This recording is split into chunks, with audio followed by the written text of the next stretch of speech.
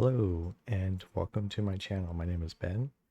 I'm a software engineer and today I'm going to be going over an app I've been working on.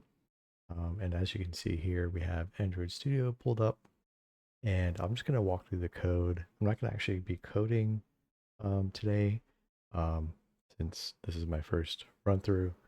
I'll just catch you guys up since I do have some things already put together, albeit just a little bit.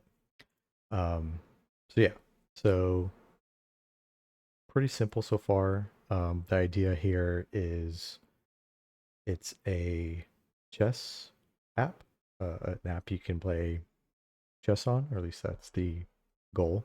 Um, so far, I've only rendered a board, and so as we progress through the series, I'll be adding more content to this and kind of walking through my process and how I do things. So, but for right now, we just have a pretty simple setup. We have our main activity.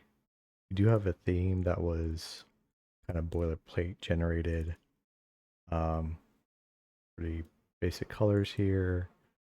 Um, it has light and dark theme compatibility, so the edge to edge color scheme will update depending on if the phone is in light or dark mode. So that's what this does here. And this is the typography with the different textiles. So like I said, all this was kind of generated um, for me at the start when I first generated the app program or project, I mean. Um, and so yeah, and so here's the part that I kind of put together. We have our main activity, we have the theme, as I just went through. We have a call here to enable edge to edge.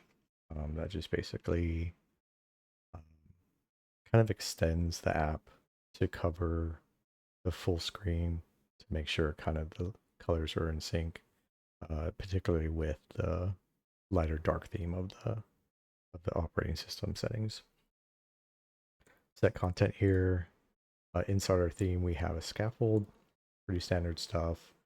Um, and then we have the inner padding here that we use to kind of make sure that the chessboard is within the normal bounds of the physical screen and isn't overlapping like the action bar at the top, or the nav bar, I should say.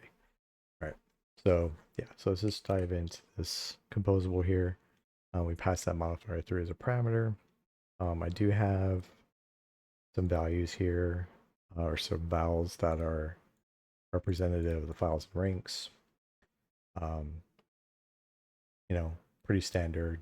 It's A through H for the files. Those are the columns on the chessboard, and then the ranks are the rows. So each row is numbered 1 to 8. And here, pretty simple. We have a column. Um, Basically, 2D array. Um, I'm deciding here to make a column of rows. So um, we have basically, I mean, it's interchangeable. You can make a row of columns, column of rows. But basically, we're making 8 columns. That's what this is doing here. Um, or excuse me, we have the columns here um, inside each row. So, like I said, it's a column row. So the rows are being built. And it's actually kind of backwards here because we're building what we call a file. And inside that is just one box because it's a perfect square. So that box is considered a column or a file. And then we we build one of those and then we do that 8 times. And then we do that whole process 8 times to completely fill out each row. And so essentially that's what's being done here. We do have these unused parameters, but I'm going to be updating that in a later video. So stick around for that.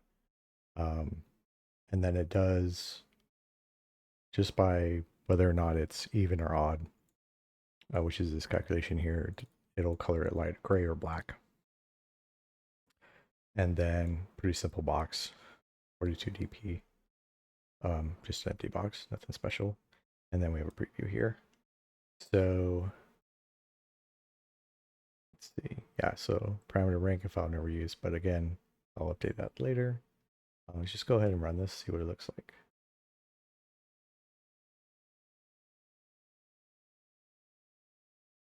And there it is. So we have our chessboard. Thanks.